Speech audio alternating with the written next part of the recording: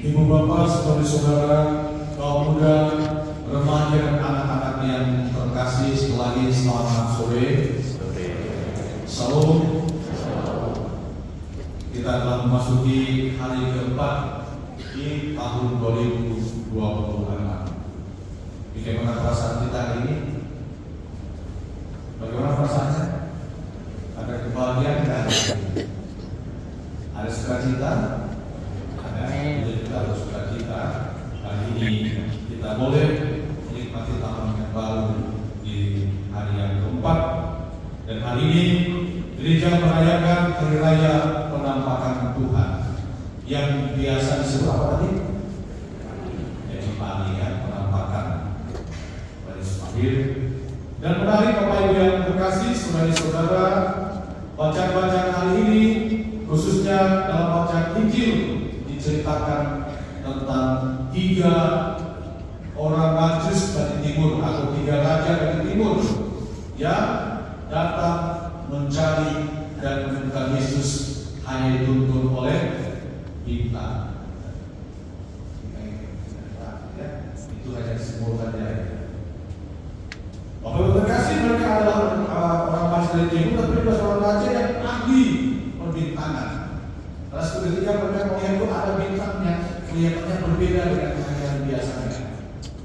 Mungkin terangnya lebih bersinar, lebih kelihatan bagaimana gitu ya, sehingga mereka penasaran dan pasti bahwa karena seorang ahli perbintangan, pasti juga mereka mengatakan bahwa ada sesuatu yang terjadi, yaitu ada kelahiran seorang raja. Maka mereka terkasih datang mencari Yesus dengan hati yang gembira. Perjalanan yang lalui bukan tanpa kesalahan, namun mereka tetap yakin akan memuliakan Tuhan yang akan disembahnya itu. Melalui tanda-tanda yang dapat mereka tangkap, sampailah mereka di hadapan Sang Timur, hati mereka sangat berbahagia. Siapa mereka itu? Ada yang tahu namanya? Ibu Krista tahu ya? Ada 3 nama orang dari Timur ini. Satu siapa? Gaspar. Yang kedua, Ibu Krista? Melchior. Yang ketiga, Baltasar. Jangan lupa, setiap kali kita merayakan pesta penampakan Tuhan ini ada 3 sosok raja yang ditampilkan maka dalam Injil yang kita dengarkan tadi, yaitu Gaspar, Baltasar dan Melchior. Mungkin nama-nama ini agak asing ya di kalangan kita saudara Katolik, karena nama-nama ini bukan khas. Tapi bagus juga ada yang lahir yang lahir dengan nama Melchior gitu ya, atau Baltasar atau Gaspar begitu ya. Mereka adalah raja-raja orang majus dari timur yang datang untuk mencari bayi Yesus yang baru lahir. Menarik Bapak Ibu yang terkasih, saudari-saudara, bahwa kehadiran raja-raja ini mewakili raja-raja di dunia dan mau menegaskan kepada kita sekalian bahwa Yesus adalah raja di atas segala raja.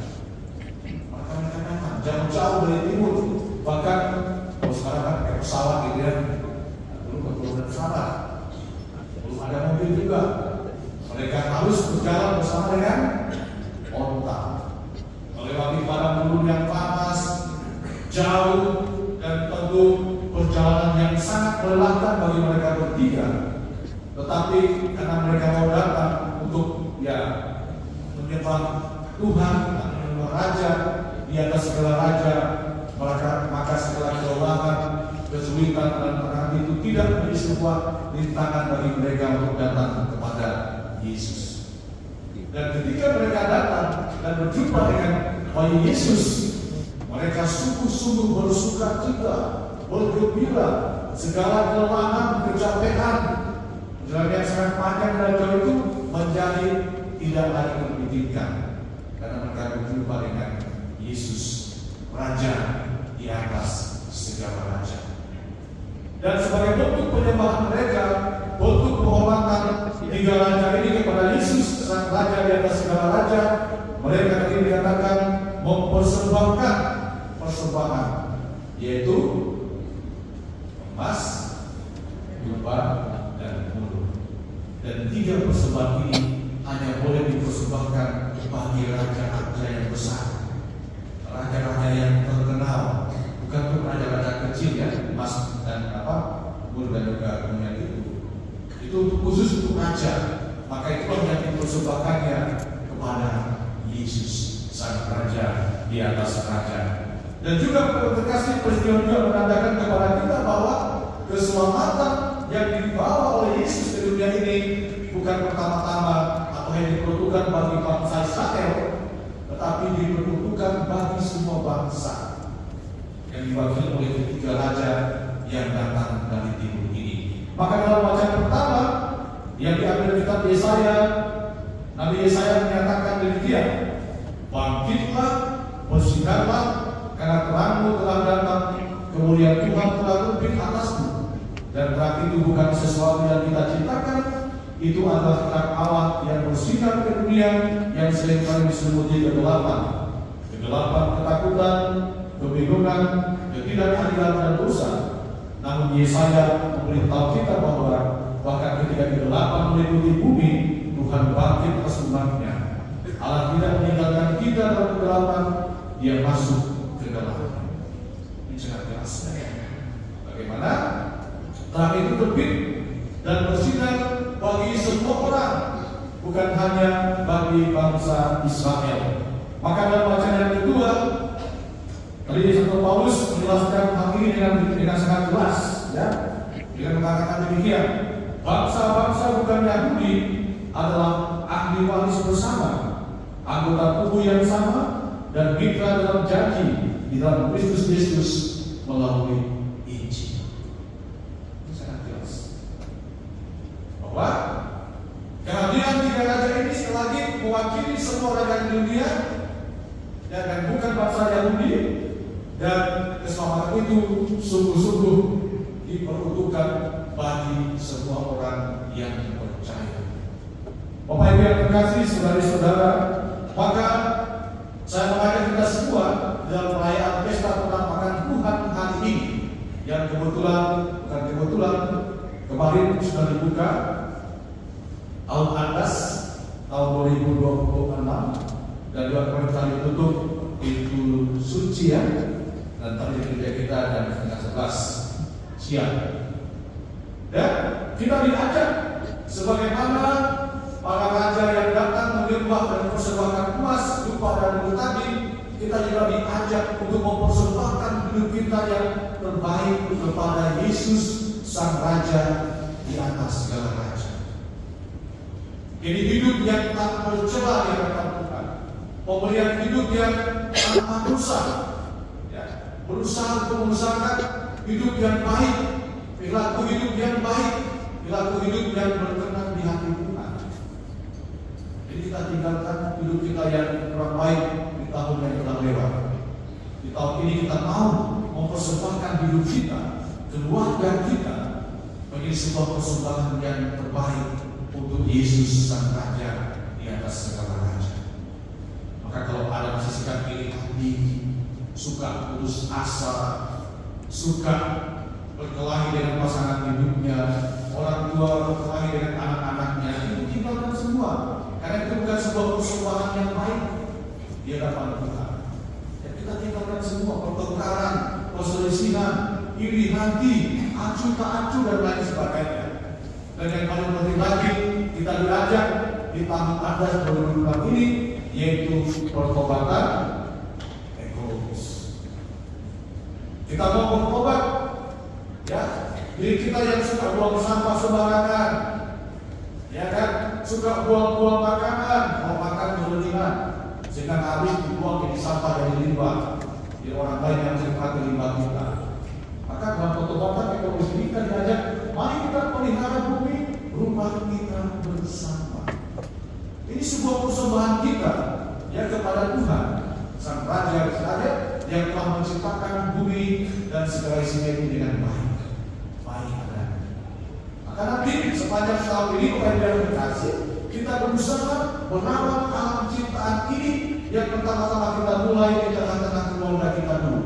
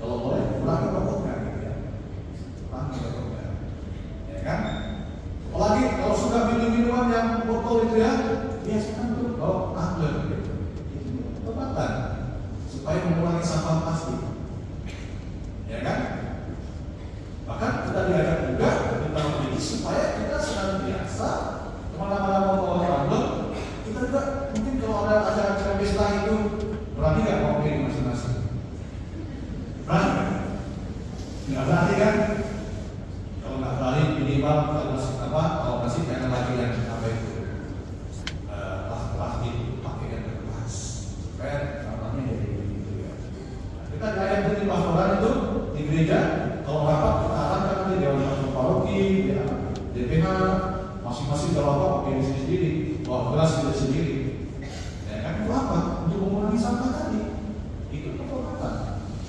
Ya kan? Dan juga anak-anak diajarkan kalau makan secukupnya, jangan berlebihan, sehingga makanan menjadi limpah. Ini juga bisa memperbaiki kita bersama ini ya. Supaya kalau makan secukupnya. Ibu kalau masak jangan banyak-banyak. Kalau ada masak misalnya untuk 3 orang, jangan masak untuk 5 orang. Berarti berlebihan ya. Kecuali ada makan yang 2 piring. Ya apa masa pertemuan yang penting habis, ada sisa. Ini salah satu penghormatan. Nah, saya mengajak kita semua di tahun 18 di tahun 2026 ini penghormatan ekologis kita bagaimana sungguh-sungguh bisa menjadikan rumah kita menjadi kayak bank sampah gitu, ya kan? Nanti misalnya botol-botol dikumpulin, dipilah sampahnya. Berarti itu bisa menjadi berkah. Ya. Bagaimana kita menjadikan sampah itu menjadi berkat bagi hidup orang lain? Rasa ada juga buat kita bisa menampung. Kalau enggak, dia akan bawa tapi bersih. Udah bersih nanti saya kasih siapa dia yang mau. Lama Prabowo ya. Atau ada teman kita yang mau menjadi bank sampah yang menjadikannya berkat, kita berikan. Setiap perintah misa, saya ada 2 kantong plastik, bawa ke sini. Nanti kita ada umat kita yang bisa mengolah, kita kasihkan kepada mereka. Itu sebuah hal yang bisa kita usahakan di tahun-tahun ini. Atau juga kalau kita bisa belanja kan, jangan cuma orang bikin langsung buang. Nah, ada kan kebiasaan kita kan gengsi dong, kalau pakai kamu lagi kayak gitu ya. Kita juga mengusahakan bagaimana yang proyek-proyek itu bisa digunakan di hari-hari di rumah, buat tidur juga bisa. Kalau udah bosan pakai tidur, tutup kain pel. Itu kita memanfaatkan mana-mana. Dengan itu supaya bangunan sama-sama. Itu wujud persembahan kita kepada Yesus. Ya, selain berbuat baik, tapi juga kita mau untuk senantiasa menjadikan bumi, merawat bumi sebagai rumah kita bersama. Dan yang terakhir, kedua pengajar kita sebagai bentuk pembelian kita mengurangi polusi. Yang punya 1-2 mobil kalau datang ke gereja, jangan masing-masing bawa mobil. Ya kan, kalau anaknya punya mobil, bapaknya punya mobil, bapaknya punya mobil, jangan tiga-tiganya datang 3 mobil ya. Kalau boleh tawarin ke teman yang mau sama-sama, ayo sama-sama dengan saya. Ya kan, bisa. Namanya gerakan supaya apa? Mengurangi polusi.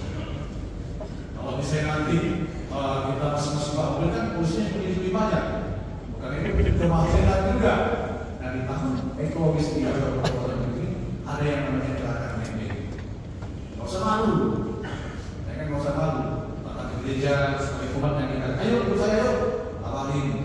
Kan daripada bawa mobil, nggak ada parkiran dulu, macet dulu.